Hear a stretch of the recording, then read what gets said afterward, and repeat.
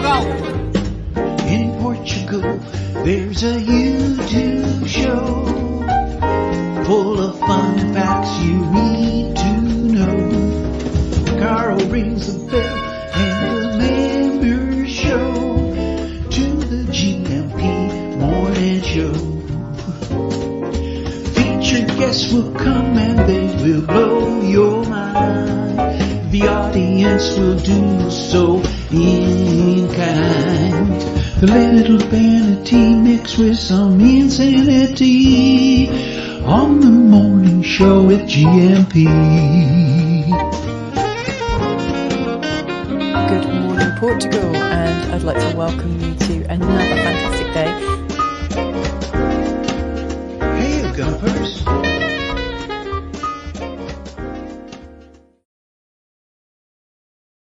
Hola, bon dia, alegria. Munson here without a ring light. Who doesn't like a bit of ring action first thing in the morning? Ah, that's better. Hola, bon dia, alegria. Munson here with the Good Morning Portugal show, live stream and the podcast. It's a beautiful day here in Portugal. Oh, yes.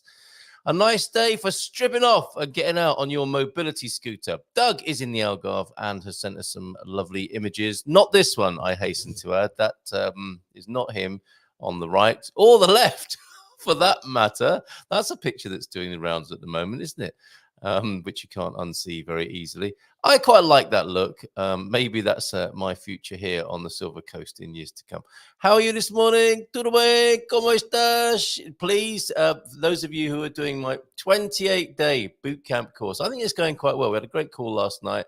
A few of the folks had a little bit of a gathering at 8:30 last night after the Portugal Club. This is what we're doing. Strike up a conversation with a stranger in Portuguese. Get going in 28 days. We're focused on the outcomes. We haven't got the dedicated tutor yet. That's in the pipeline, though. That's in the pipeline. I'm just doing a foundation course of language and culture. Small but perfectly formed online group. Guaranteed results. I think people are getting results. You should see the smiles on their faces when they're describing how they've been in situations and spoken in Portuguese. Some for the first time, others renewing, spraying some WD-40 on their rusty vocabulary and phrases. It's action-based and it's fun, and it's not just discounted for Gumpers. If you're a member of the Portugal Club, it's part of it's a monthly. We have a monthly sub, a way of supporting the Good Morning Portugal show over at the Portugal Club, the PortugalClub.com. Merely $10 a month. You can pay in euros if you want to as well. And this course is thrown in, and I think we're having a bit of fun, a few of us doing that. And I'll keep repeating it. I'll start it again after this first 28-day cycle. So don't worry if you think you've missed out on it. We're beta testing it at the moment. And of course, by the time we get to round 2, we'll have fixed a few bugs and added a few improvements as well. So having a lot of fun with that. Portugal Club members who are on that course, please get out there today and try your Portuguese. Go all out in a "this is Sparta" kind of way. Hooah! Hooah! How are you? Let us know in the chat if you will. I've got a packed show this morning. A bit of a catch-up, actually, here on Hump Day, the 17th of April, 2024.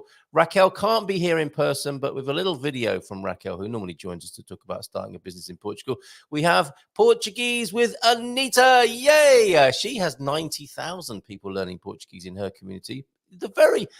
She herself, that Anita, is joining us on the show this morning after 9, and a little bit later on towards the end of the show, Sandra Laura Manuela is joining us. I think she's in Belgium at the moment, but she's flying towards Portugal for a workshop on the 21st. A women's empowerment course for women, funnily enough. So looking forward to speaking to all of them this morning. And Astrid will be joining us as well at 8:45, not long from now. Because a very interesting webinar happening tomorrow night with a life coach over at Expats Portugal. I will be hosting the Expats Portugal webinar as ever, and the Dream Team session at 9 o'clock thereafter. And meeting for the first time a life coach who is asking the question, is moving to Portugal right for you? Should be fun. Oh, and while we're on the subject of learning Portuguese, which we will be, and I might show Anita this meme as well. This caused some hilarity last night from, did I show you this yesterday? Silver-tongued Portuguese for foreigners. How I feel when 2 Portuguese native speakers include me in the conversation. I think that is superb. I have felt like that. You probably have too. I've been at a table with 3, 4, possibly 5 Portuguese people. And I remember not only feeling like a Neanderthal with my grasp of the Portuguese language, but when I spoke a sentence, they all clapped and cheered. And it felt like I'd just done I'd used the potty for the first time. But I'm very glad of it. I'm not complaining. I just thought, oh dear, I've got such a long way to go. But it's baby steps. Talking of using the potty, baby steps. I don't mean using the potty in that way. I just mean when you're young, the little victories mean a lot, and it's the same. my eyes. Yeah, I see that as well. Not for this meme, but for the one before. Yes, Anita's joining us, Erica, a little bit later on. Let's see who's in this morning. Saw that already, Joel. That's made me giggle. Bon dia todos e feliz quinta-feira, aka Hump Day. Happy Hump Day, everyone. Easy drive from Alençon to Angoulême. This gives me a chance all the time you're in France, Coach Turner. It gives me a chance to speak in my very best French accent to you, my beauty. Alençon to Angoulême yesterday. This is a beautiful city and well worth a quick visit. I have been to Angoulême, enjoyed it. Off to Biarritz today, and then Spain tomorrow. Check you out in the Porsche. I haven't seen a picture of the motor yet. God Squad tip of the day. Then sitting in a car or anywhere for hours on end is not healthy. At each break, I try to do a few simple stretches and generally start by loosening my back. That'll be him then in the car park with his foot on the bonnet or the hood, stretching away in the car park. Is this the dogging meeting, mate? No, I'm just stretching after a long journey. Standing, I first bend slowly to touch my toes. Yeah, be careful you haven't parked up at a dogging spot, because that could be awkward as you bend over to touch your toes, or at least try to, then back up and bend gently backwards as far as I can. I'll do that 2 or 3 times and then bend side to side. It doesn't like a good bend first thing in the morning and a stretch. Finally, I'll roll my... Coach Turner, you might get arrested doing this in France. Although, no, maybe they're a bit more sort of open and liberal when it comes to throwing shapes in the park. In a Marcel Marcesta, I'm doing my mom routine as well as my stretching as I get out of my motor car. It's going a bit Inspector Clouseau, isn't it not? Finally, I'm a somersault champion. They call me the meringue. Finally, I'll roll my hips around.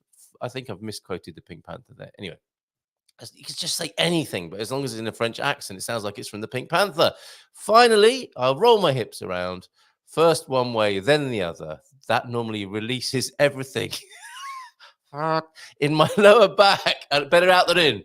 Especially in a small car, it releases everything in my lower back and good to go again. It works for me, but if you try it, be gentle. Yes, be gentle, and issue a warning to any passers-by as to the rationale for what you're doing. Coach Turner, I hope you will continue to send God Squad tips of the day with me having taken the English Mickey so much during that one. Thank you. In all seriousness, that is great advice. And sorry, I went off on one just as I did then. Please keep them coming. And bon voyage. Bon voyage, mon brave. Boa viagem, meu amigo. Bom dia, Gumpers. Feliz quarta todos from James. Como va todos? That's what we've been doing with our foundation course. We've been making sure you've got the basics right. The hola, bon dia, boa tarde, boa noite, tudo bem, como estão, that sort of thing. Mindful moment. Here we go. Let's have a mindful moment. It's time to calm down a little bit, Carl. Astrid joining us in a few minutes. Oh, breathe out. Mindful moment then. Nature does not hurry, yet everything is accomplished. Ain't that the truth? While we're so busy thinking and doing stuff, you look at nature, and I'm looking at all the nasturtium. There are hundreds of nasturtium flowers in my garden, and they just appear magically, miraculously. And it might be a struggle for each and every one of those little nasturtium flowers pushing its way up through the flagstones. But I mean, it's just incredible how it all happens. And we could be as graceful as that, could we not? Mindful dad joke then. When the dentist married the manicurist, they fought tooth and nail. Astrid is sorry she joined early, having to hear that. Awful dad joke there. Thank you very much, James, for that. Bon dia, Gumpers from Jackie, the humble crafter. Excuse me. I think doing my French accent has made my throat a little bit sore. I wonder if Frenchmen struggle with that. Bon dia, Gumpers. Whack the like button and give the show some love. Thank you, Jackie, very much indeed. And a bon dia, Portugal from João de Norte and Michael Barton. Another Valley Rouser, if I may call him that. Bon dia from a sunny and beautiful Miranda de Corvo this morning. Bon dia, João. And that's it. Say hello nicely to each other. Fantastic. You want to see it again? João de Norte. Let's go to the Algarve, shall we? Shall we? Yes. Ah, my eyes. My eyes. Quick, get it off the screen. Yikes. The Brits abroad, eh? What are they like? Hola, Jackie. And Anita, who we're talking to later. Anita is hilarious. So easy to learn from her. So that's going to be fun a little bit later on, is it not? And hola, Michael, in lovely sunny Miranda de Corvo. Raining and windy there in the UK. Sorry to hear that, Jackie.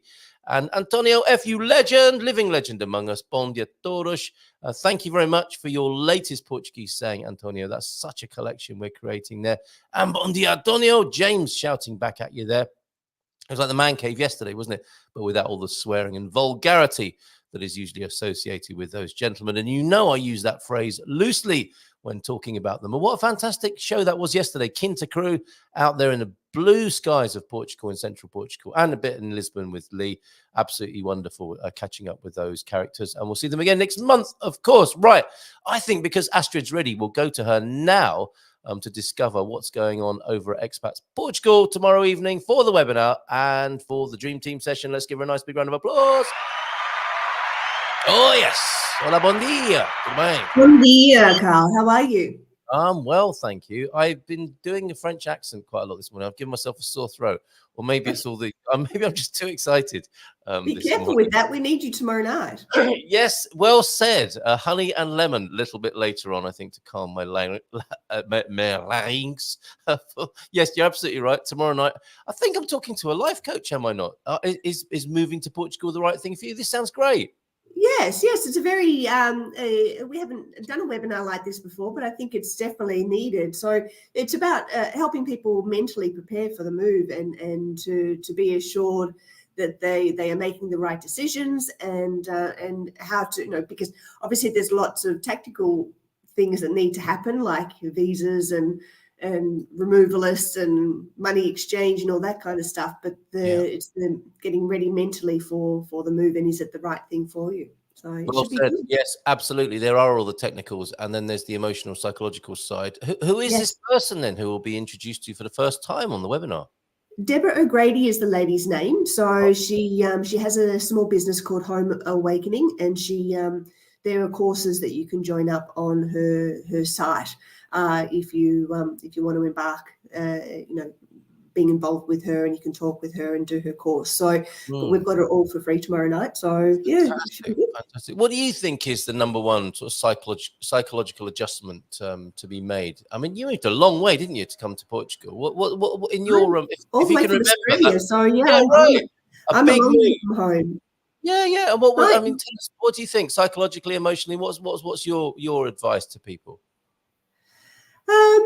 I think for me, emotionally, it was about was I going to make friends, and was I going to fit in, and was I going to be able to, just find a home here. My situation's a little bit different to most, Carl. As you know, I married a Portuguese man, so the reason I'm here is because I have a Portuguese husband. So I came with the ready family and the ready friends, but I didn't have my own friends. So, wondering how easy that would be. But it has been very easy to meet really, really nice people, and everyone's so welcoming. I think once you have a commonality of speaking English, you almost make friends instantly anyway. So, it's much easier to meet new people in a foreign country, I think, than it is in your own home country where everyone's sort of set in there. That's true, isn't it? The irony of that, yes, because you're keen to do it, and you get out there, and other people are keen to meet as well. So yes, so don't worry about that, folks. I think generally speaking, it's pretty easy making friends and creating a new network. 100%, because you've got something in common instantly, which means that that you're from a foreign country. So. Yes, there are those moments, aren't there, in cafes where there is that palpable relief when you realise that someone else sat near you is also a foreigner. And you start talking. That's right. And you're not shy to go up to those people. Oh, hi, where are you from? So, Yes. like, you would never do that in your home country. Go You're up to right. the stranger in a Absolutely restaurant right. or cafe. You would be locked up, wouldn't you, for going up to people in Australia saying, I overheard you speaking English. I hope you don't mind me speaking to you. That's right. That's right. And people are open. They don't look at you and thinking, what are you talking to me for? They're open. They're like, oh, where are you from? And then the conversation starts, and one thing can lead to another. You might become friends and organize some kind of social or catch up again. So it is very easy. So my biggest concerns were certainly squashed once I got here, and I got myself out there meeting people. Hopefully, Deborah O'Grady, then, I can guess where she might be from.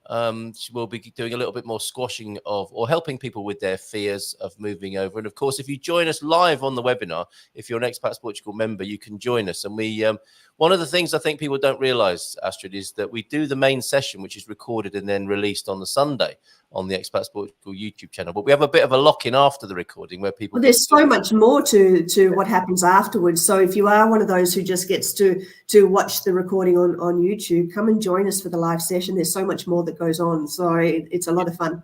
And you can sign up for that at the Expats Portugal website, expatsportugal.com, of course, which leads us back to those technicals at 9 o'clock.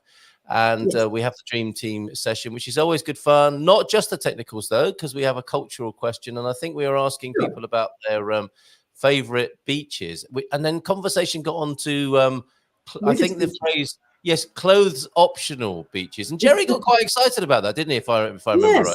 Yes, I think he was writing some notes.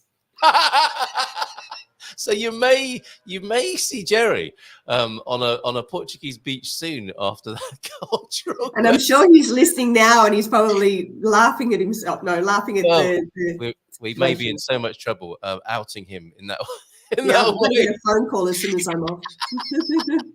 But just to explain, because a lot of people still don't quite understand what the Dream Team is, Carl. So really? Okay. It's a panel of experts that we've got. We've got a representative in each of the different fields, from visas through to money exchange, mortgages, a lawyer, all the different touch points that you would need to embark your new life in Portugal or once you're here.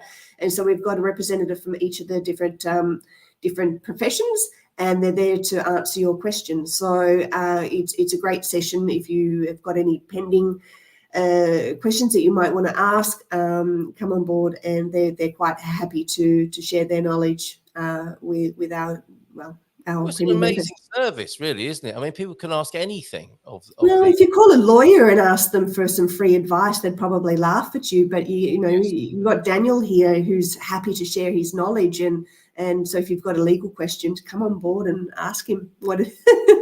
And if you decide to embark his services because you like what he's knowledgeable about, then you've already got the touch point and the security of knowing that he's one of the Dream Team members of Expats Portugal. So and you get to, when we're asking other questions like favorite beaches or favorite cakes or whatever, or a Portuguese cultural question, you get to find out what people are like as human beings as well, which I think is really helpful. They are. They're people with likes and families and pets often that come and join because the session's so late. So people come on board and they've got their cat sitting on their lap or whatever it might be. So these are real people to deal with. So we did have a cat, didn't we? One of the ACP ladies, I can't remember which one, had their cat on their lap, and she was really embarrassed at first. But it happens, doesn't it? Especially in a Zoom situation. Cats seem to know when there's a Zoom call coming on. And they jump on your lap, not straight away. They wait till you're focused and concentrating, and then they jump into the frame and show their bottom off the camera and that sort of thing. And it's absolutely fine. It's very informal, and like we're saying, you get to know people as people rather than just professionals. So that's really helpful as well. Try before you buy, you could say. Yes, and that was a good session. If anyone's, who isn't stressed about swapping their driving license? There can't be that many people who aren't stressed about that.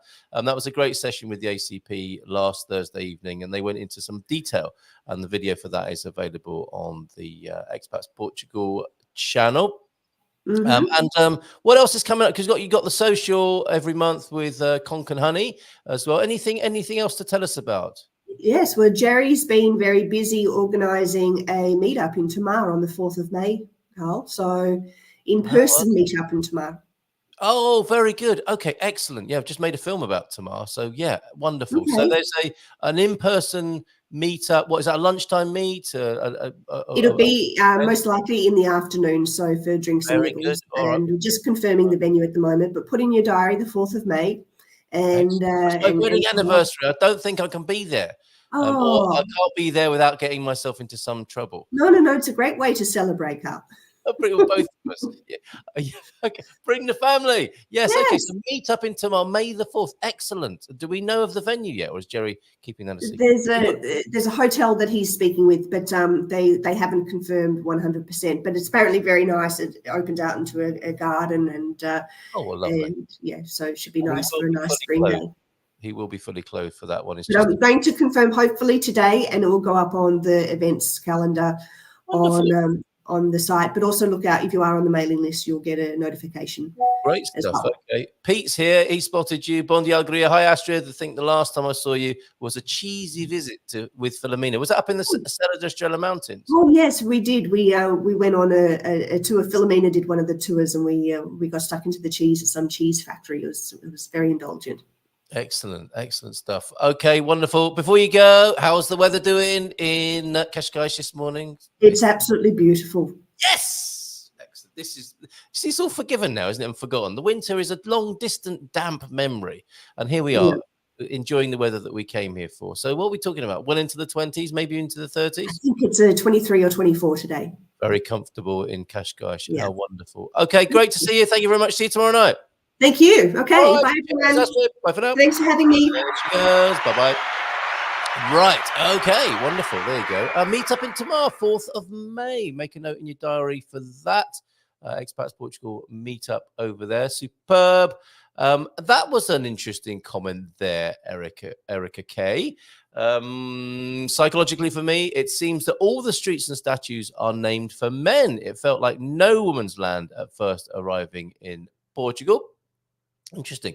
And Antonio, straight on that, with there are at least 7 statues representing women in Lisbon. I'm thinking what comes to mind for me with that, your statement, your comment there, Erica, is Leonor in Caldas da Rainha. She of the roundabout, not just the roundabout, of course, but she is immortalized on that roundabout near the Dom Carlos Park.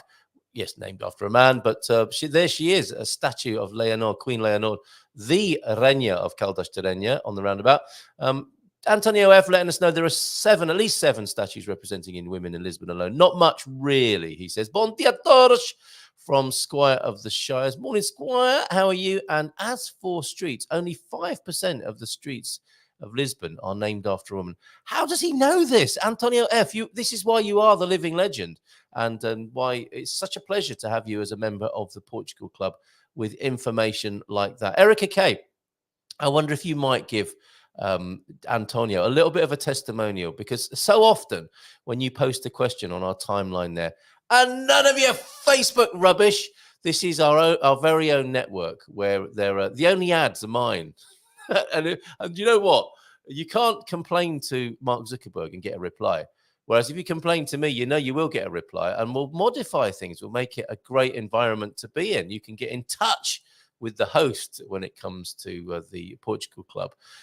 Erica, how brilliant exactly is Antonio F. whenever we put questions up on the timeline at theportugalclub.com? Let us know, if you will, in the chat. Bon dia, Antonio F. I hope you're having a lovely start to the day. And I'm a member of Expats Portugal, would likely renew if there was more DIY advice. Interesting comment there. Thank you, Erica. I think you can extract DIY advice from the forum there. If you ask a question, there's a lot of people in that community, 15,000, I think. And there's Pete's comment to Astrid. And yes, it's a lovely day. Let's see how it goes to Antonio, or from Antonio to Jackie. And thanks, Antonio from Erica K. I'm happy to know I wasn't imagining things. It's always nice to get that confirmation, isn't it? It's all right. You're not imagining things. Apologies for being a tad late, but I've been on the tractor for the last 2 years. I bet your radishes are sore, aren't they, Pete? We showed your delightful radishes yesterday on the Quinta crew. I think were you with us yesterday?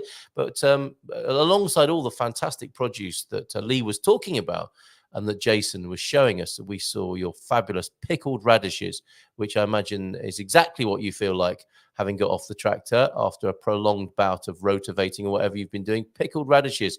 Big, swollen, red pickled radishes. Well, maybe it feels like years, but it's just hours. At what time are you out this morning annoying your neighbours? I've got a bit of a leaf blowing or strimming or some action going on in the neighbourhood here as well. Wouldn't be Portugal without those sounds, the sounds of cockerels crowing, the sounds of dogs barking, church bells, and of course chainsaws and leaf blowers and those sorts of things. Very big week here, very busy week, I should say, Big Tony. Everything went mad at the end of last week. Is this in terms of things growing on the plot? Nope, don't think the mayor's husband would fix that. And that would mean no homemade 20% port. Ooh, I say. Antonio knows all. There you go. There is a simple 3-word review of Antonio F. Antonio knows all. Very good. Plus, we celebrated our 13th wedding anniversary yesterday. Excellent. Well done, Peter. And I remembered even how many years I must be losing it. Very good. Yes. Funny how some information gets lost over the ravages of time and some is remembered. Well done. 13th wedding anniversary. What is that? Is that the paper clip or thimble anniversary? It won't be an incredibly precious metal at that point. Not undermining the fact that you've been married for 13 years, which is quite an achievement in this day and age, isn't it? Well done, you too. Congratulations, parabéns. And yeah, what is the 13th wedding anniversary in terms of the symbol for that? Here we go. The women's statues in Lisbon. There's Madre Teresa Saldanha. Is the Saldanha area named after her as well then, Antonio F? Sofia de Melo Brenha Adressen. Catarina de Bragança, of course, the tea lady. That rather undermines the gravity of that woman, doesn't it? The consort who went to the UK, of course, and took tea to the UK, to those gin and beer drinking louts over there and caused them to be a tea drinking nation. Amalia Rodrigues, of course, and Maria de Font. Now, to my shame, I think I only know possibly 2 or 3 of those. Thank you very much for those and more. Melhoras, yes, because melhoras means better. Do you know that brings new meaning, doesn't it? And what would we say? Positivity to the fact that melhor and mulher, that definitely means our better half, doesn't it? Mulher and melhor de Lisboa. Maria de Lourdes Pintasilgo also they're immortalized as a statue in Lisbon. Would you like to be immortalized as a statue, I wonder? And if so, why? Would you like to have a statue in your local village, town or city in Portugal? Or at least have a road named after you? What do you have to do that, I wonder? I have learned more from Antonio than all the expat professionals put together. Hooah! There you go. Sorry, too busy yesterday. Not a problem, Pete, but it was great to I'm sure you'd have exchanged a few bits of bants with Lee Matty. We mentioned you actually because we saw Matty's vegetable patch and we imagined what you might say about that. And I don't mean that euphemistically. 6:30, but I don't have any neighbours for about 5 kilometres. So he's out on his tractor, not disturbing anyone. Happy as a pig in the proverbial there. In Pond Lima, we have a famous statue of Rainha Dona Teresa, Queen Mother of our first Portuguese king. Nice. And congratulations, Solar Pete. What's that for getting up at 6? Oh, no, for 30. That'll be lace, the 13th wedding anniversary. So how about that? Why don't you buy Diane some nice anti-macassar mats to hang over the back of the chairs? You'll be getting at that age now, Pete, where a nice winged chair that's easy to get in and out of might be useful, especially after a few hours in a tractor and with those swollen radishes of yours. Pickled too. How about some nice lace anti-macassars? And you can stick them on the arms of the chairs as well, can't you? For sticking your British tea mug on. Cheers, Metamigo. Oh, me amigo, I think. There, me amigo. Okay, yes. Congratulations, absolutely. 13th wedding anniversary. That's fantastic. Rare and racy and lacy. Oh, Peter. How about whispering that in Diane's ear when you see her next? Racy and lacy, my love. Mulheres de Lisboa, the women of Lisboa. Thank you very much for that. The Mulheres de Lisboa, women of Lisbon. And it's lace to symbolize being woven together. How beautiful is that? Now, in the UK, the city of Nottingham, I believe, is known for its lace. I'm thinking it's a northern Portugal thing. They do like to lace metal together, don't they, with filigree. That's a very much a Portuguese vernacular craftsperson, craftswoman thing. Sorry, Erica. So I wonder, where is the lace capital of Portugal? I'm sure, I imagine it's up there in the north somewhere. So how about that, Pete? A nice bit of lace there for Di. All sorts of possibilities come to mind when it comes to lace and wedding anniversaries. All right, it's 9 o'clock. Now, this is ordinarily where we would have had Raquel on the screen with us. She's unable to join us this morning. She'll be back, of course, next month. Oh, look, Mrs. M just popped in as well. We're going to go to Instagram, probably not for the first time this morning. And here's Raquel on the screen now. I wonder if I unmute this, if you'll be able to hear it. There's Mrs. M. Hola, peeps. There's Mrs. M and Raquel on the screen. And they've been in the frame together at our recent meetup. Actually, that's coming up. That's a week today, isn't it? The 4th Wednesday meetup at the Storytellers. The last one, Raquel was there. Lovely photographs of us with Raquel, who's helping us formulate and form our business. I was going to say ferment our proper business setup. So we're doing that with Raquel. She can't be with us this morning, but she has an invitation for you. Bon dia from Suze as well this morning. And I do a bit of traditional lace making. How lovely, Jackie. Perhaps what you could do, if you advertise that on Facebook, you need to advertise it to people who've been married for 12 years and get them on the next year. Erica, what a fantastic information. All my chairs are electric and a good decade or two before I get easy to get in and out of chairs there, Pete. Okay, fair enough. And Donna Teresa, not Donna Branca. I was talking about her. She's a famous Portuguese woman. Look her up, Donna Branca, naughty lady. Donna Teresa honoured Ponte Lima by granting its first charter on March the 4th, 1125. Remember it well. First chartered village in all of Portugal. And Barack is here as well. Didn't see you come in, Barack. Hola, bon dia from Travansa. Nobody said April weather was going to mimic June. Guess we'll have to spend another day in the pool. It's a tough job, but someone's got to do it, Barack. Lucky you, mate. And hi, Jackie, Antonio, and all from Suze working the room. Right, speak Portuguese. You don't understand anything. What's she saying over there? Let me see if I unmute her. Got your back. Now, I am going to be launching Audio is playing. It says, fantastic masterclass. Let me click on her and see if that's any better. I don't think there is any audio. I think this is in April. It's very exclusive. It's videos 5 spots with subtitles. only, Now, okay? another queen of Instagram is Anita, I will be able to register as a freelancer and explain everything you need to know. I will show you how the tax office works, how the tax portal works. I will show you how to invoice, how to see your tax deductions, how to issue invoices, how the VAT works, how Social Security works, and how personal income tax works. Lovely input from we Doug, can even from Owen, approach the John, fact that you have NHR or not. Okay, so a lot of things will be covered. At the end of this masterclass, I will give out a PDF with a summary of all the most important information that you need to know to go about your activity. Okay, so if you want to start a business in Portugal, this is your way to start. If you're waiting on a signal, this is your signal to start to become an entrepreneur in Portugal. So come on over, register to my masterclass. It will be in April. 5 spots only. Oh my God, when is the tax filing? When do I have to file for VAT? Oh my God, when do I have to pay for Social Security? Are you an expat living in Portugal and you want to have your own business? You want to register as freelancer, but you don't speak Portuguese, you don't understand anything about the tax office, don't worry, I have got your back. Now, I am going to be launching a fantastic masterclass in April. It's very exclusive. It's 5 spots only, okay? But in this masterclass, I will be able to register as a freelancer and explain everything you need to know. I will show you how the tax office works, how the tax portal works.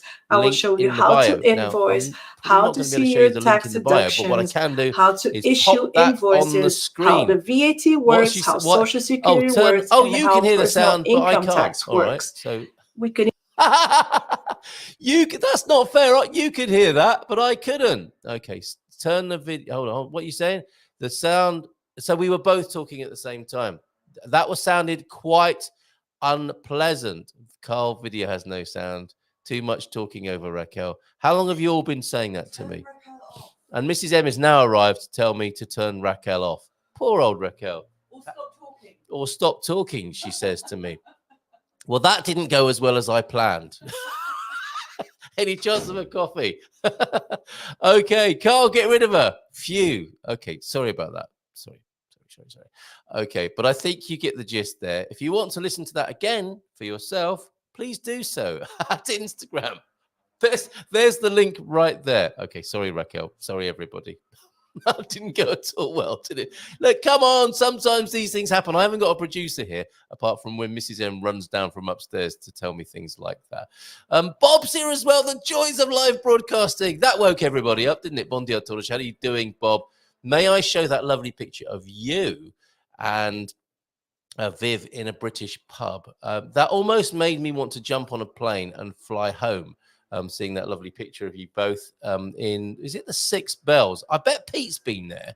Oh, and loads of pictures I haven't noticed. Thank you so much for sending in your pickies there. Now I can't see the picture of you. I don't remember sharing those lovely pictures of Pont de Lima there. Let's come back to those. I'll stick them up on the Portugal Club at a later date. They're beautiful. Thanks, everybody. And if ever I forget to share your pickies, please remind me because sometimes things do get buried in the bulging sack that is correspondence incoming to the Good Morning Portugal show. So, okay, has everyone calmed down now after me talking with Raquel on the screen? And yes, I may. So, okay, let's go in then to catching up. And before Anita gets here, we will, or Portuguese with Anita.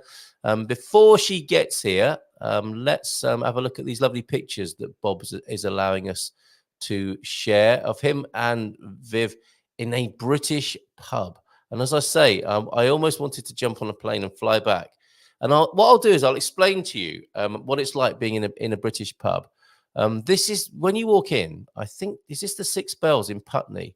That is so traditional looking, you know, with the brass on the bar and the glasses all stacked up there, catching flies. I've even had a spider in a pint of Guinness where a spider's made its home in a glass. It floated up to the top eventually in a pint of Guinness, which I chose not to have the added protein and got another one, which took another 20 minutes, of course, when you're pouring a decent pint of Guinness. But that's what a British pub looks like, and it smells. It has a certain smell as well. That carpet that you can see on the floor there has had beer spilt over it for many years, and there might be a little hint of wood smoke in the air from that open fire that's roaring in the winter. You can see the lighting is very atmospheric, and there's a smell of beer that's emanating from the carpet. Each time you tread on the carpet, it releases more beer-based aromatherapy. There's just a warm, familiar aroma in a British pub if all goes according to plan. The windows are small, so you can't be seen inside. And it can be snug and it can be private. And you can find yourself a little snug like that, a little settle in one of the far corners. And you can have yourself you've got some very fancy half pint glasses there. What are you drinking? Why are you not drinking bitter, you two? I guess because you're so positive. The idea of drinking bitter just doesn't go down well with Viv and Bob there. But that is a lovely picture, and friendly staff or passers-by who are happy to take your selfie in the pub as well. How lovely. Thank you very much for sharing that.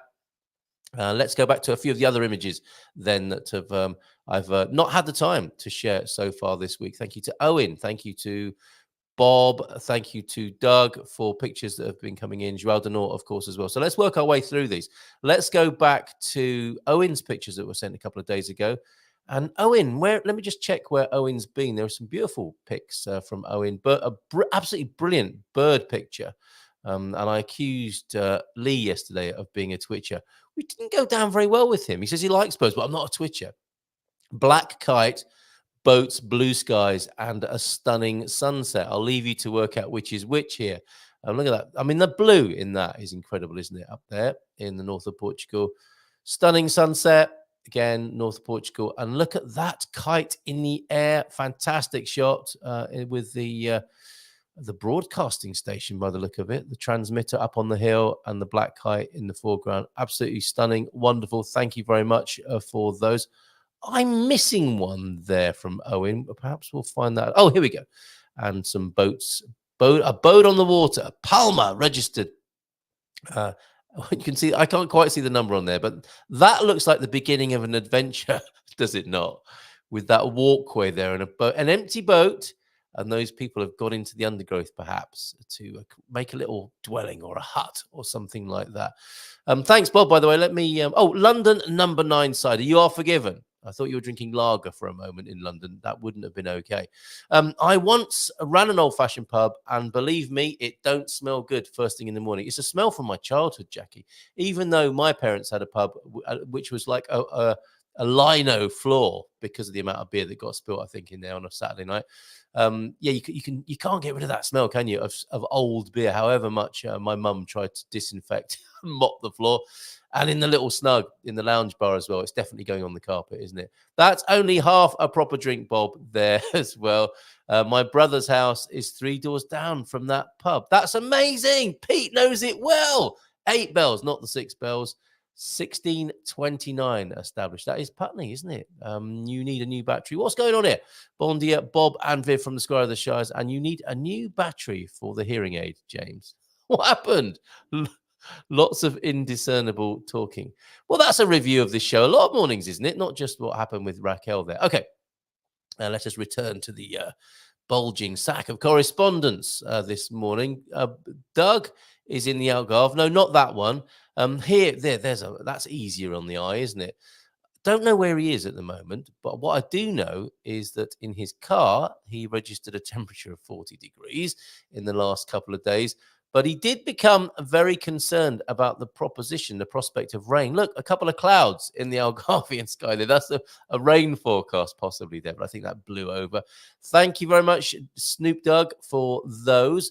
And after yesterday's talk of lilies and the little fish in the wee pond, in the Scottish sense, not in the sewage sense, there's a lovely picture of João de Nort's wee pond in the garden with a beautiful flowering lilies and the 4 fish in formation there. That's an omen of good luck for you there, portent of good luck with the lucky goldfish for you, a little blessing for you this morning. And I think we're going to stay with João de Nort with a little bit of video action. And we've got 2 videos. I'll spare one of them. We've got 2 videos this morning. One notably of beautiful, quiet, bucolic splendor here in Portugal, and somewhere that João de Nort discovered in the last couple of days. But I'll hold that one. I'm going to have him talking to turkeys after we've enjoyed a bit of peace in the Portuguese countryside up north.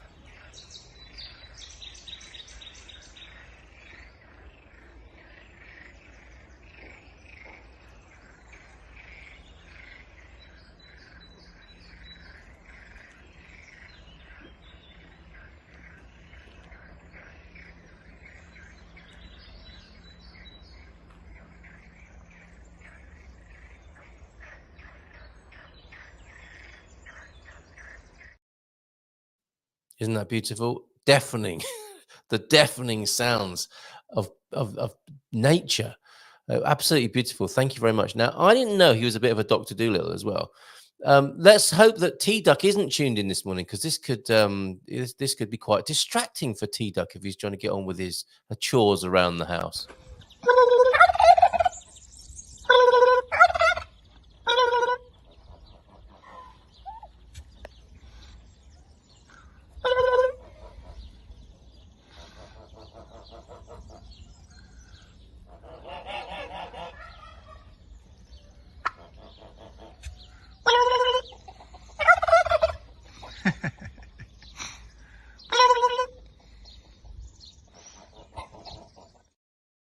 That's quite the skills, rather not.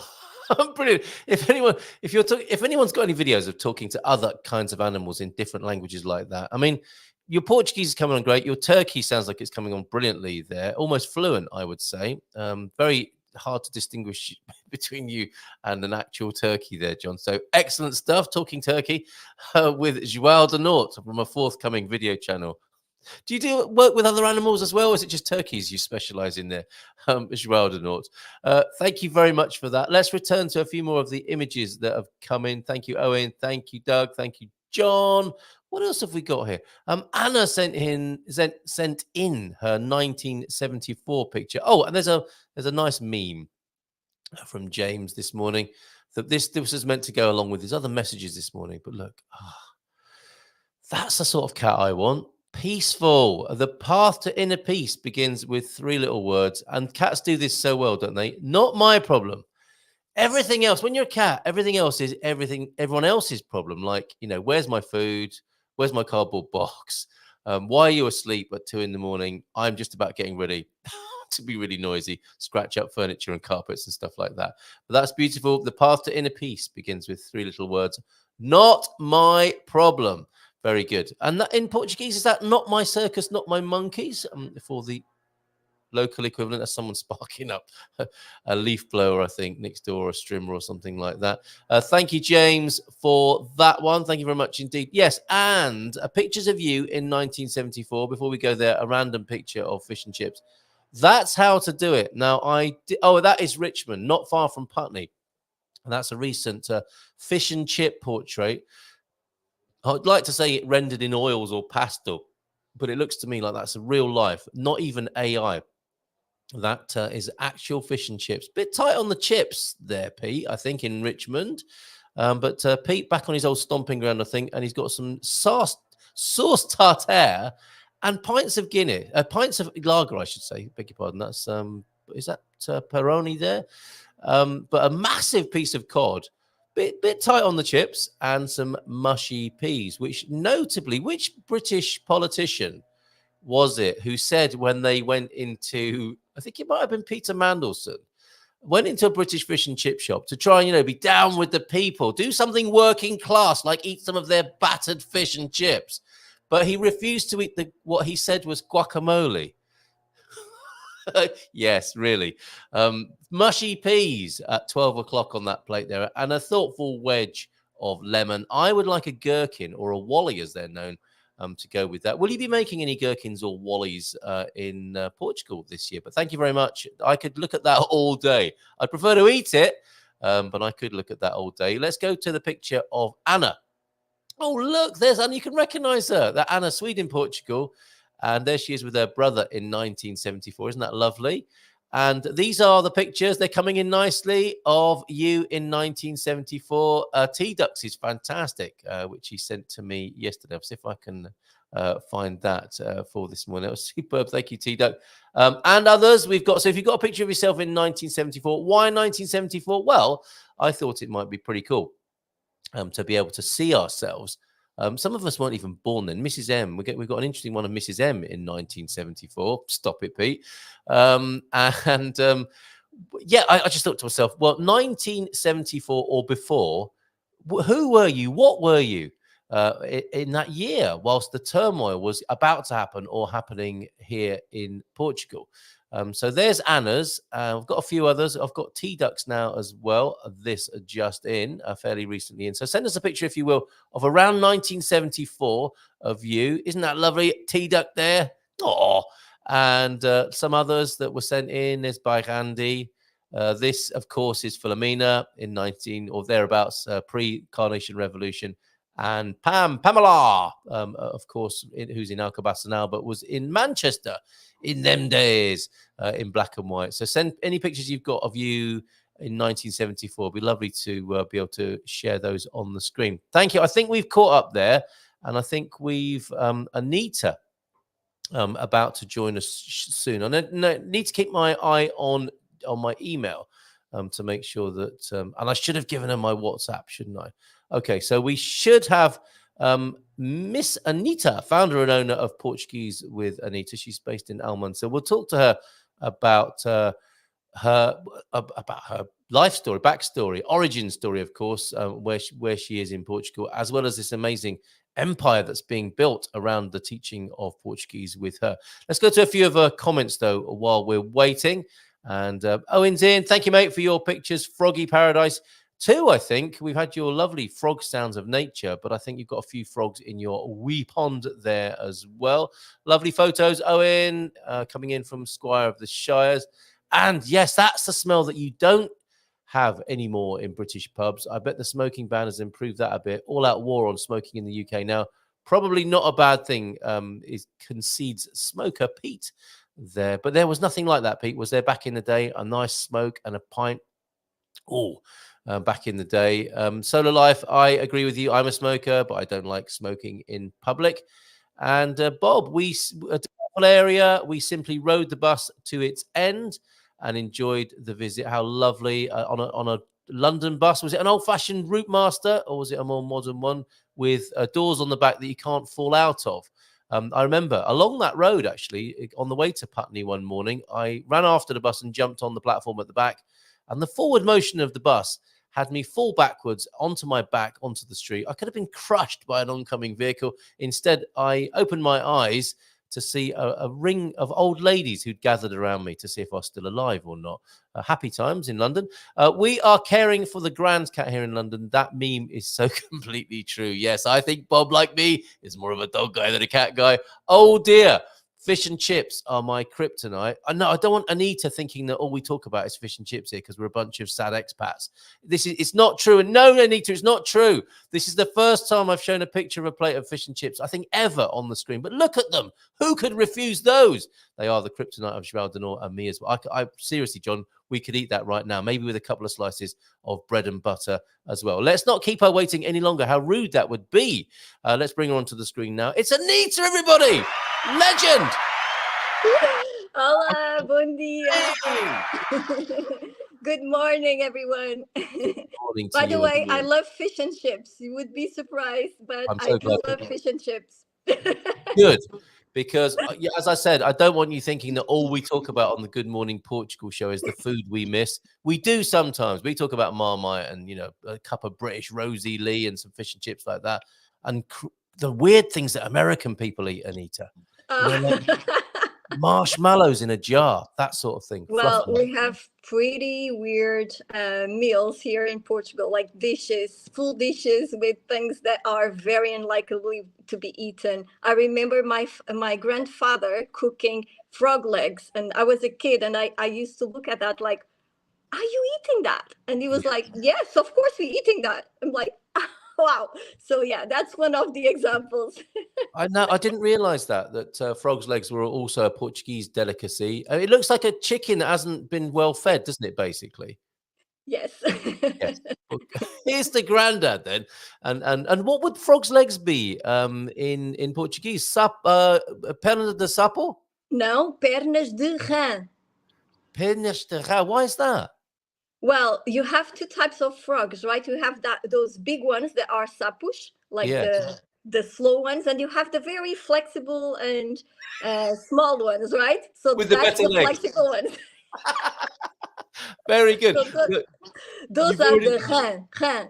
Okay, very good. And there we are with the rolling R straight away, which is key in Portuguese, everybody. I'm sure Anita's going to tell us lots of useful facts and tips about learning Portuguese this morning. And you've already got fan mail coming in here, Anita. Look, I love Anita's YouTube shorts. So does my family overseas. Look, and you are known all over the world, of course, helping people learn European Portuguese. How did you get into that? Could you tell us about, the origin of this incredible enterprise of yours? Well, I was basically in my, normal life. I used to be the pedagogical director of a micro international school here in the Algarve where I live. But I was so happy with my job. Don't take me wrong. I really loved it. But there was something missing. There was something inside me that was like, what about your dream, Anita? Is this really your dream? Because I always dreamed to have my own school. And suddenly the world changed. You had the pandemics and all of these technology coming, and the need for online to connect basically people, because people were locked in their homes, etc. So I saw there the opportunity to start something different. So basically, I left my job in school. In the following year, I didn't.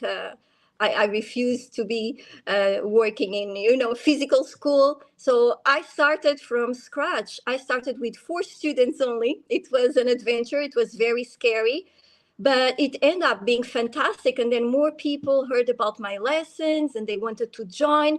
And my hands were so full, like in less than 1 year, I had to make some decisions. So I was like, wow, I'm sitting in front of the computer from 8 o'clock in the morning until 8 o'clock in the evening.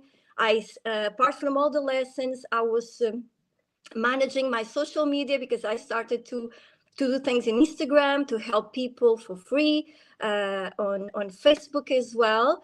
So I had my hands full. So that's how it started. And then I created self-paced courses, and you know the rest right now, right? Absolutely amazing. Absolutely amazing. And here's a website where people can find out more, of course, and more about you. This is wonderful. And I will put the link to you and your courses in the chat in just a moment. So that are two things there. The first of which is a message to everybody, like follow your passion, your dream, right? There you were in a job that you liked, but something was missing. And that's often the catalyst, isn't it, for people to either choke it down, like, no, I can't do that. I've just got to keep doing what I'm doing. It's too scary to do that. Or doing it, and you like jump out of the plane and figure out how to work the parachute on the way down, which you did very successfully by the sound of it. Well, it was not always easy. I was very scared. Like, what about my finances? Because I had a good salary as a pedagogical director, and everyone was like, most of people were like, oh, you crazy. You're leaving this good, nice, permanent thing for something like you don't know. And that's what you normally hear every time you want to do something different, because people are scared for themselves, so they are scared for you too. So most people, even my family, sometimes like, oh, are you sure? And I said, yeah, I'm sure. I go for it. I feel it's the right thing to do right now. So yeah. That must have been quite difficult then to have those. I mean, and it is, of course, coming from love, isn't it? That, as you say, that there is their own fears that they're projecting onto you. Exactly. But it does come from love, I think, which is they don't want any harm to come to you. They don't want you to throw a good career away.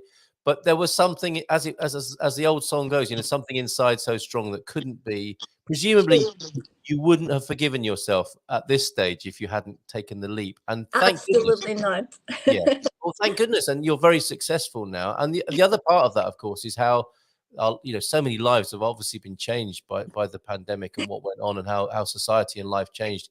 And for you, in a good way, you saw how life and culture was changing and what the possibility could be, and went, all out online, as it were, and have created this wonderful output. So could you tell us about the various services and products that you're offering to people? Yes, of course. So I created some online self-paced courses where basically people can learn at their own pace. It's like self-studying. So these are pre-recorded courses. But I didn't want people to still feel lonely, even though it's self-study. So I created a system where people can still have me to support them with questions, to practice as well, because as you know, Portuguese is a language that it's challenging. Let's not say difficult, but let's say challenging. And people need to practice loads. And if you leave them by themselves, it can be quite scary. So I found strategies where we have this conversation room where I go and I meet them. They practice with me. They expose their questions if they have questions. It's very good. Plus, you make them connect as well. I have students who become friends, and they meet for coffees and they study together. They practice Portuguese together, which is, I believe, in my opinion, very important as well. Because most people, when they move to a new country, people feel lonely. They need to make new friends. And finding someone who's feeling exactly the same way as they are, I think it's like the cherry on top, right? Absolutely. So that was a strategy that I created as well in my self-paced courses. So they can make new friends. They can find people to practice with them, not just the teacher. So it's fantastic. And apart from all of these, I also do webinars once in a while for free. So free lessons for people who want to start. So I can motivate them to learn the language, to show them some tips and tricks if they're already learning the language with another teacher, for example. So yeah. That's amazing. So I think you're going to share your top 3 tips with us, and maybe we should do that sort of in conclusion of our conversation this morning. But going back to, I think your reference there, it's not an easy language to learn, but we needn't make that an excuse, right? I mean, people have got so many, yours included, people have got so many resources available to them There is no shortage of resources anymore, is there, when it comes to learning European Portuguese? No. You give so much away, don't you, for free? So people don't have that excuse anymore that there isn't, it's not out there.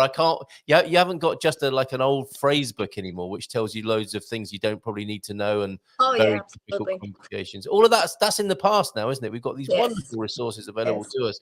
So it must be something else.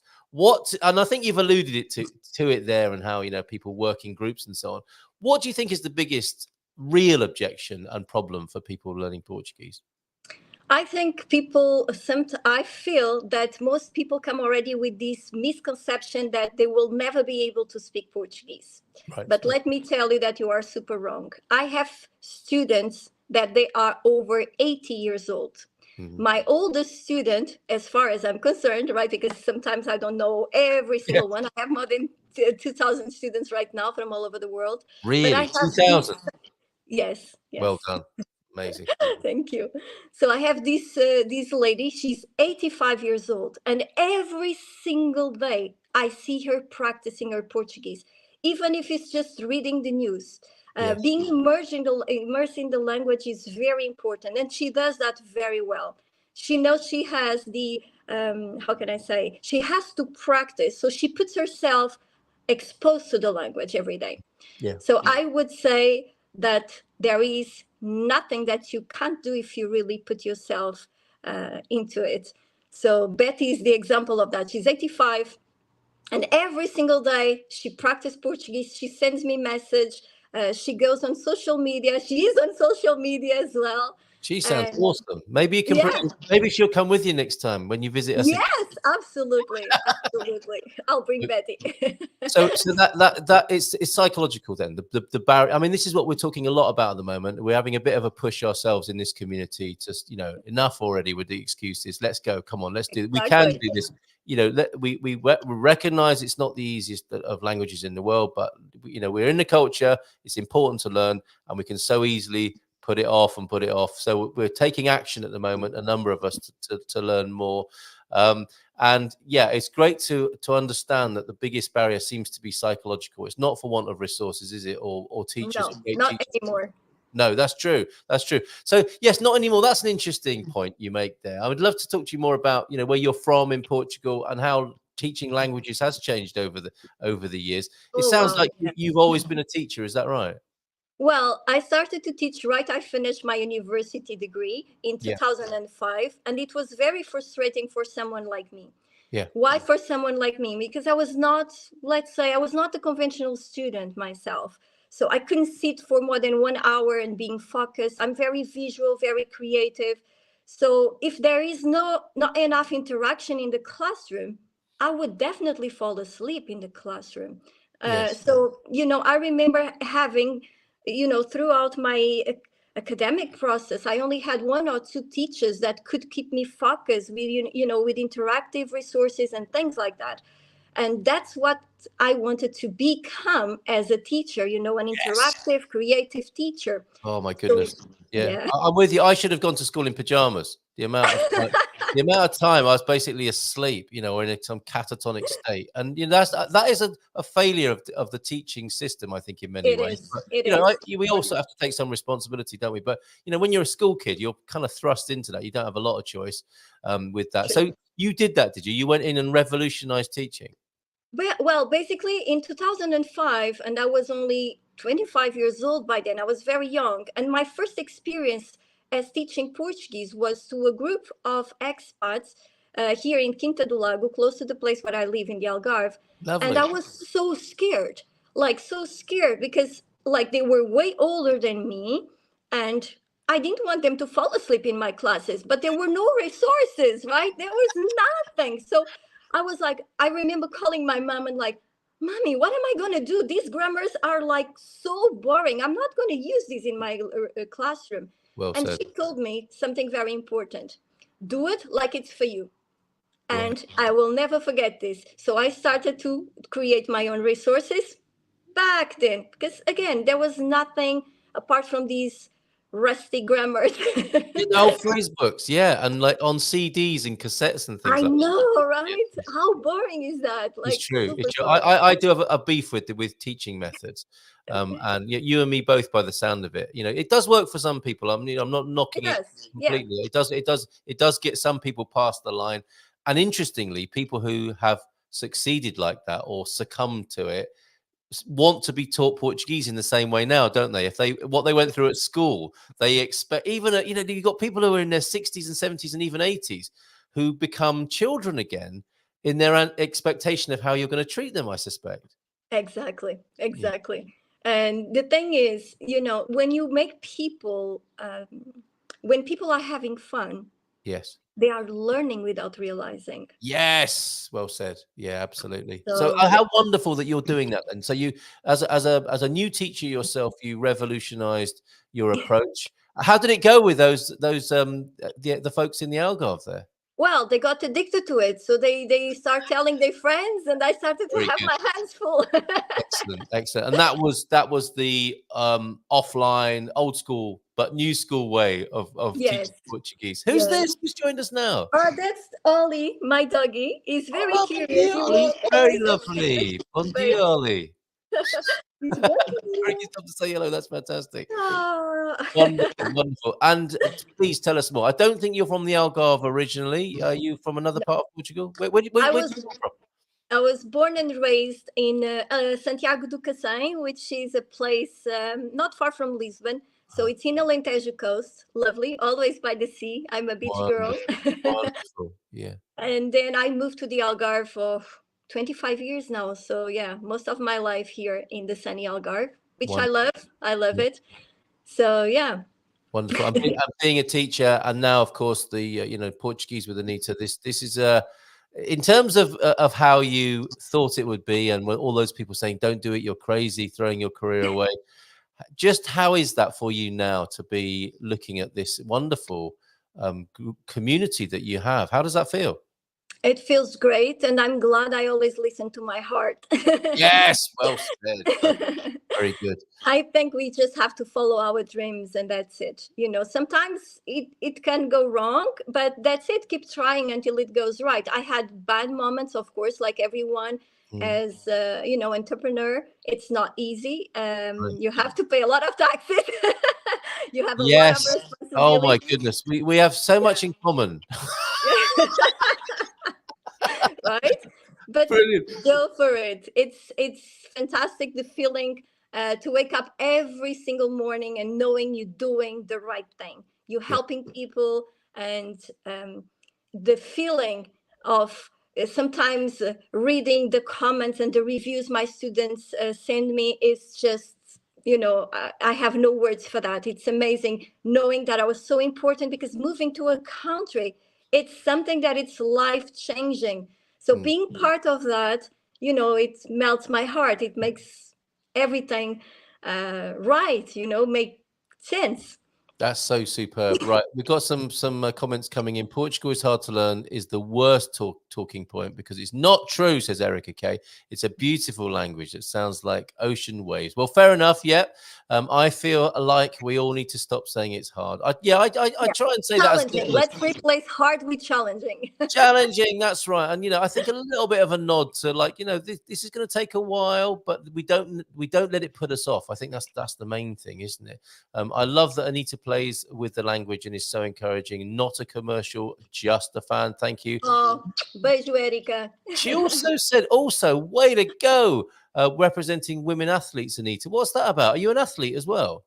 Well, no. Well, I'm an amateur. I do sports, but I don't know where that comes from. Okay, all right. I surf a bit. I do paddle surfing, kayaking, like water sports, but it's just for fun. Well, okay, you sound like an athlete to me anyway.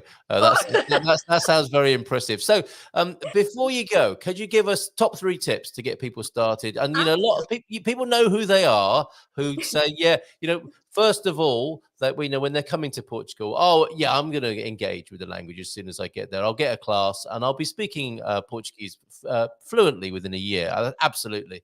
And then year 1, 2, 3 comes. And then now they're like, didn't go quite as I planned. Yes. And furthermore, Anita, they find themselves in this position when they're with Portuguese people. So have you seen this one? I think actually, no, it's the first time I'm looking right. at. When two Portuguese native speakers include me in the conversation, that's how they feel. So I can send that to you later. So your top 3 tips to overcome that scenario. So my first tip is, if you haven't moved yet, I suggest you start learning Portuguese before you move. So when you come to Portugal, you already feel confident with the sounds, because the sounds, it's normally what, confuses it the most, right? You need to get used to the sounds. So start learning Portuguese before you move. Yeah. But if you already moved, try to get the most of it, like immerse yourself into the language. Go to the local cafe. If you just listen for 5-10 minutes per day, you get used to the sounds, the way we connect the words, the way we speak, the tone of voice. All of these things are very important. Mm-hmm. And sometimes people just ignore that, but it's very important to see how we connect the words. You can also do that by watching TV series, Portuguese programs, songs. Songs are very good because there's a lot of repetition, and you can see the lyrics in the screen if you use the lyrics, for example. Yes. Yeah. So practice a lot. And the third one, of course, find a nice teacher, pick a nice course, and start learning Portuguese as it should, with a curriculum that will take you from 0 to fluency. So you need to learn the rules, absolutely, not just by practicing. Practicing is an addition to your learning process with a teacher. Okay, get yourself a teacher, and there are many wonderful teachers to choose from, including the fabulous Anita, who's been with us for the first time this morning. I hope you'll come back and talk to us from time to time. Anita, are you open to coming back? We won't just put fish and chips. Absolutely, I had a blast. That was really good. Thank you. I'm so glad you enjoyed yourself. So there's a couple more comments. Then developing an ear for the language is crucial. You talked about that, of course. And then James here, who's calling himself Slow Hand, No Hand, Slowfoot. Thanks, Pointer Sisters. He's actually called James, and he talks about tuning your ear, which he got from our friend Antonio. And that's what I think is being talked about here. We didn't learn our native language in school. We learned it at home, observing, listening, mimicking, asking questions, and practicing. And it took years to master. So there you go. That's great. And realizing, this is something else that Suze is talking about. We'll come back to that in just a moment, Suze. For now, we need to thank Anita for being here, and little Ollie, who popped in as well. Thanks, Anita. Have a beautiful day. I imagine it's wonderful in the Algarve today. What's your weather like? Wow, it's probably about 25 degrees already at this time. So, muito calor. Muito calor, sim. Muito calor in Algarve. Muito prazer. Muito obrigado. Muito prazer. Obrigada, Carl. And bye for now. Ciao, ciao. See ya. Beijinhos. Ciao, ciao, ciao. There she goes, the wonderful Anita. And there's her website there, Meet Anita. I teach Portuguese to people who want to enrich their lives with the beautiful and romantic language of Portugal, which sounds like the ocean. I think that's a good description. So there you go, the backstory and how Anita goes about teaching you there. Love water sports, love animals, love languages, right there at PortugueseWithAnita.com. Okay, let's go back to what's being said in the chat. And we anticipate the arrival of Sandra Laura Manuela as well. She thinks she's got a tech difficulty there, which I probably should have told her before. Anyone who joins us on a regular basis will know that you need Chrome browser ideally. So I'm just sending her that message now. And there was something I wanted to share with you from Johnny Cocktail as well, who sent in an interesting. We got another 1974 picture. Very good. And another fish and chip picture. Should we have a fish and chip gallery as well? Which shop is that? That's a great fish and chip shop. That's more like it. Decent portion of chips there. Fantastic. Coleslaw. That's a bit revolutionary and radical with fish and chips, but actually sounds very good. Okay, so more pics to share as well. We've got Sandra joining us soon, who's running a course for women, women's empowerment course in Lisbon in, let me see, less than a week, I think, away for that. She's trying to join us behind the scenes. If we can't get her on screen, we'll chat to her on the phone. But before we do that then, who is this in 1974? That is excellent. That you look there like a TV host there, newsreader, possibly a quiz show. Very nice. Who is that? Keep them guessing was the message that came with it. So who was that in 1974? Fabulous. And look at these fish and chips here. The fish and chip gallery. We've got to have one at the Portugal Club. Viv looks very happy with that. And I see some tartar sauce. I see ketchup, very good. Gherkins, excellent. And coleslaw, wedges. I think that's a bowl of mushy peas. That's good. I like that. Did you have a cup of tea? Did you have a couple of slices of bread and butter with that, which is what I would recommend? And that is it. That's the 3 pillars fish and chip shop. That sounds good. Probably only cost 50 quid as well. But 2 at a British fish and chip shop at the moment. Superb. Thank you very much for those. Excellent. And a couple more comments. And I think we'll just ring Sandra up to talk to her about her course. Bayrandi is here. Bon dia, Malta. Another fabulous walk through the stunning Bayrada. I'm sure video to follow soon. What was this you were saying, Suze? To speak. Oh, going to Nova Scotia next Tuesday. Intention to get involved with Come From Away, the musical. Who's seen it? Come From Away! Kindness and humanity during 9/11. Okay, expecting 25th anniversary will be big. I want in to speak any language fluently. Okay. Did we read this at all? Well, let's read it again. To speak any language fluently and intelligently is difficult. If we speak English, we can speak Portuguese. It just takes time and active practice. Thank you. Just like we did with English for us English speakers, that is. And realizing, of course, it is over a year away. That's the 25th anniversary of 9/11 and how Susie's going to be involved in Nova Scotia, which has a lovely ring to it, doesn't it? Okay, who loves a lovely ring? First thing in the morning. Hit that like button, folks, from Antonio. I think we need to just call Sandra Laura on the phone now. So let me do that. I'm going to surprise her with a phone call. She can't get in by other means. So let's give her a call now. And let me know if you can hear this, please. Oh, Carl, I'm so sorry. Don't worry. I can't get in. Well, you are in now. Hola, bon dia to you. I am in. I phoned you live from the show. So we wonderful. We can do this on the technology. Phone. Don't you worry about that. Do not worry about whether. Well, it'd be lovely to see you, obviously, on the screen. But this is second best, and we have a chance to find out about your wonderful course. You're coming to Lisbon. You're running a women's empowerment course. Tell us all about it, Sandra. Lovely to be speaking to you again. Lovely to be speaking to you, Carl. And I can't wait to visit your country, to Portugal, because I've never been there. Have you not? And so, no, I haven't. Wow. I haven't. And I listen to your show a lot and I get so excited about Portugal. So I'll be coming this Saturday and Sunday. We will be doing a workshop together with Parmila Calvallo.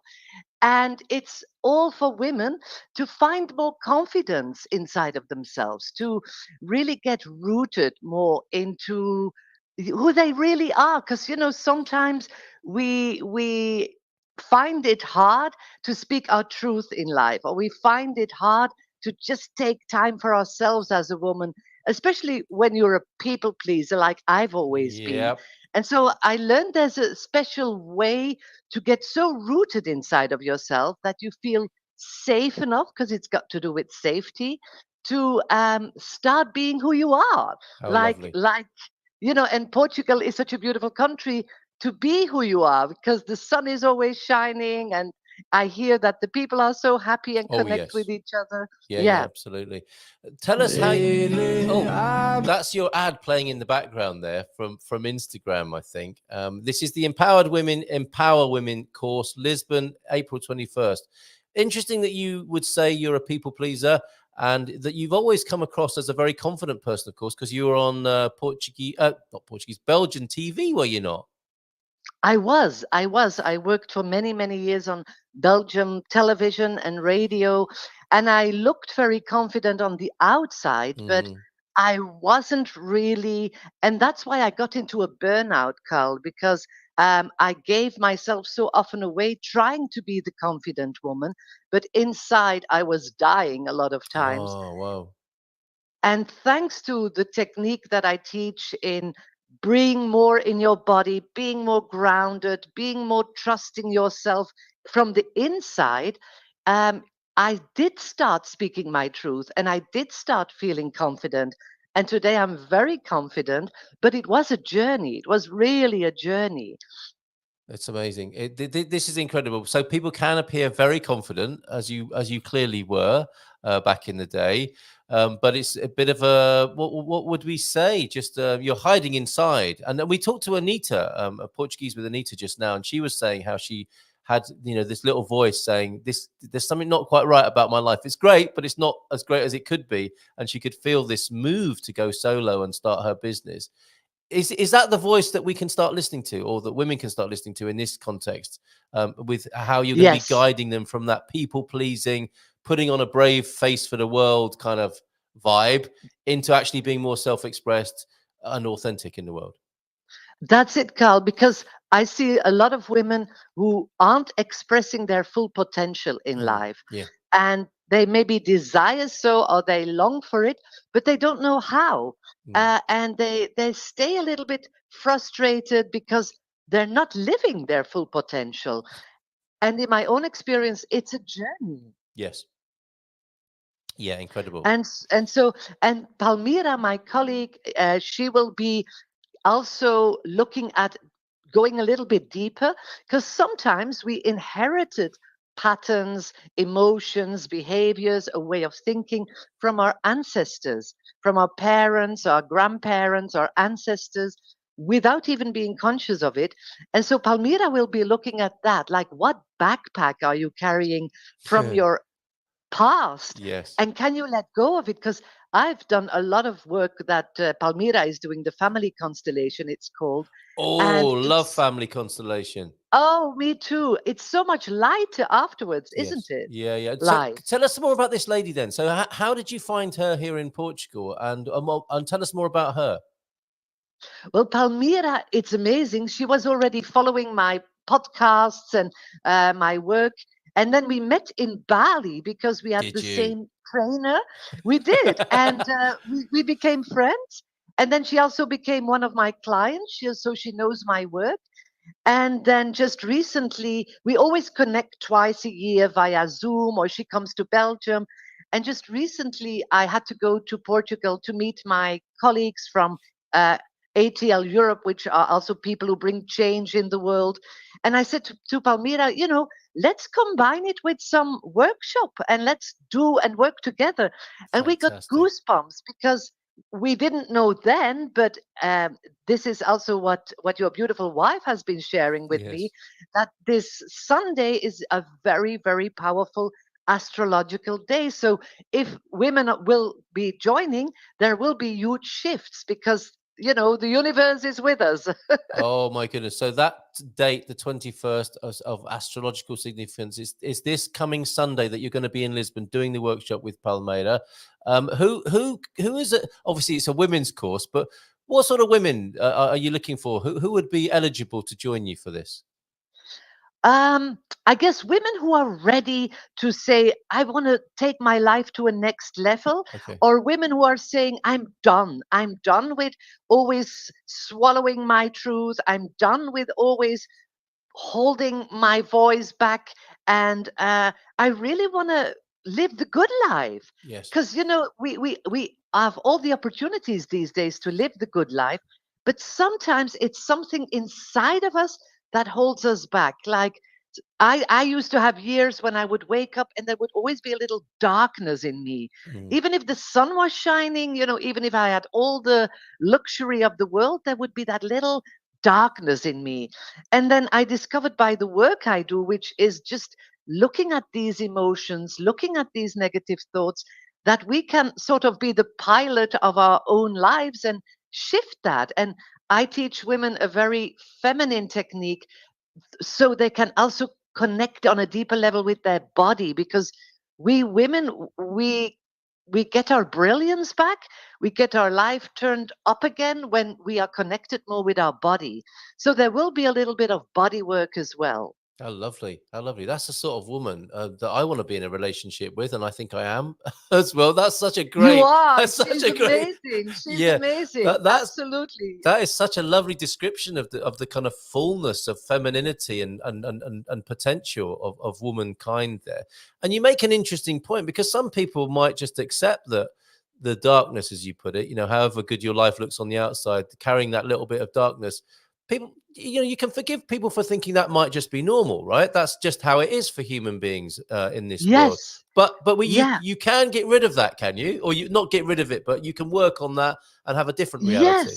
Right. Yes, absolutely. I've been doing this work now for 15 to 20 years, and I wake up now and I'm bubbly inside. I could even call it orgasmic, Carl. It's like steady on. Your whole body is in champagne bubbles. Yes, very good, very good, excellent. I'm all for it. First thing in the morning. And if women would only know that, they don't need anything from the outside to access that. Yeah, it's actually their birthright. But I'm gonna be honest here. Most women have become men in a way that they're all in the. It is because we lost the connection with our bodies so much, and we've been raised in a masculine world where masculine values are very much, and that's okay. But it's like we've lost the true connection with womanhood, what real womanhood is. And our power comes from a complete different space than a masculine power. We even have a different hormone cycle. Our hormone cycle is 1 month, and for men it's 24 hours. And we women are trying to fit in that masculine rhythm, So of course we don't feel happy, or because we're trying to fit in something that is actually not our nature. This is amazing, Sandra, because this over masculinity isn't even working for men, is it? We're discovering a lot of the time, and given that that's an imposition on women as well, no wonder things are in a challenging condition perhaps at the moment. But I love how you're talking and what you're saying. In fact, I just want to say, hooah! Yes. It's a sense of a woman. I love it that there's a man who is supporting this. That's you are a new man. Well, Carl, you are. A lot of men feel offended by my work. Really? Yes. How so? It's strange when I talk about this, that we are living in a society built on masculine foundation. A lot of men, if they're not emotionally in their intelligence, let's call it like that, when they're still struggling with their emotions and all that, they get offended and they think I'm this sort of radical feminist. You're destroying society with these crazy ideas. I love men. I know, yes. That is incredible. That's incredible. And I have to say, I've come to the conclusion after nearly 60 years on the planet and living with women for most of that time, one way or another. And as an adult, in the intimacy with living closely with women, they are different. I can say this now. Yes. And if we start embracing that, yes, and life changes so much for the better. Yes. Because if a woman is more connected to what I call her feminine pole, her femininity, then she automatically invites, if the man is, how shall I say, more emotional intelligent, or she invites him to step in his power. Wow. His true power. And that's a beautiful harmony. That's such a beautiful harmony. And we're not yet there, Carl. I mean, a lot of to do, right? Couples aren't there. But it's beautiful, the ones who are there. Yes. How in harmony they are as a couple. Yeah. It's really beautiful to see. I feel you and Louisa are also in that space, and I love it so much when I see your posts together. It's a beautiful space to be in. Yeah. It's not all the time. Just looking at yesterday, for example. But it requires what you're it requires what you're talking about, which is to have a look, isn't it, and to do the work. I think it's like learning Portuguese. There is something to learn, and then there's something to put into practice. This doesn't come automatically, does it? And in an age, it's a bit like, I guess, when you don't speak Portuguese and you arrive in Portugal, you're in a new world and you have to learn the new things. That's it. It's like, we live in an age now where perhaps the relationships between men and women aren't optimal. And that's the strange land we now live in. And there's a new language to learn. There are new ways of being. There's a new culture to learn about, which might be more effective and functional for us. I love how you translate my words, Carol. I've always loved that about you. You make it so very, that everyone gets it. This is exactly, it's like learning Portuguese. It's a new language, and you've got to make the effort to learn it, and then to practice and practice and practice until you embody it, and until it becomes a second skin. And you have days, don't you, when it's like, oh, yes, I just spoke Portuguese, or I just had a fulfilling interaction with my partner. This is life at its best. And there are other days where, like, I don't know why I even started with this nonsense, because this is just terrible. It's like it's the ups and downs, isn't it? I even have that after 20 years. I still sometimes go like, oh my God, why did I ever start? It's a nonsense. It doesn't work. But then you just start again. You just start again, and then it does work. But it makes life so much better. Wonderful. When you know how to deal more with emotions, when you know more how to communicate from a space that you feel safe inside of yourself, because a lot of times things go wrong because we don't feel safe inside of ourselves, and we feel attacked, and that's when wars start. Isn't it, even family wars. Don't get me started, because the dysfunctional masculinity is at the root of all these wars and conflicts, and men not being able to express themselves very eloquently and often violently. So yes, that's another conversation for another time, perhaps. Sandra, so good to catch up with you, and I hope you have a wonderful time. I hope to see you, Carl. I mean, not on the workshop, but I hope to see you in Portugal.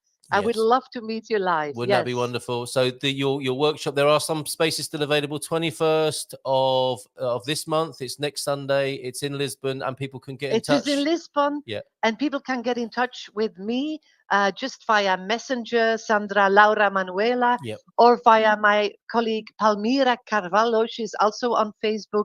Just send us a text message, or if listeners from your show, you can also send them towards us. That's wonderful. Because we know each other, so you can also.